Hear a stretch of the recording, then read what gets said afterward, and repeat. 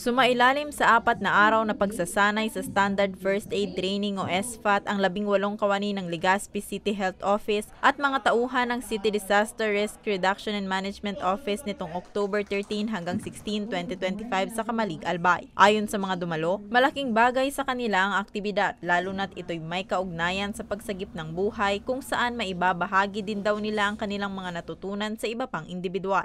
Itong activity na to, yung standard first aid training course, this is a training for trainers. So may mga first aid providers na ang City Health Office, and meron na ding mga trainers. And mas gusto pa namin na padamihin yung mga trainers natin. Isa po sa purpose or objectives or pangarap or dream ng Legazpi City Health Office is magkaroon ng trained na BLS and SFAT kada pamilya sa Legazpi City. Nanguna sa training ang Department of Health Bicol. Layunin ng aktibidad na palakasin at palawakin ang kakayahan at kaalaman ng frontliner sa pagtugon sa oras ng emerhensya, lalo na sa panahon ngayon na kaliwat kanan ang kalamidad.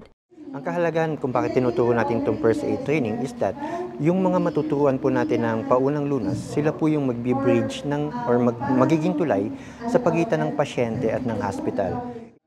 Katuwang din sa aktibidad ang pamahalaang lungsod ng Legazpi sa pangunguna ni Mayor Hisham Ismail.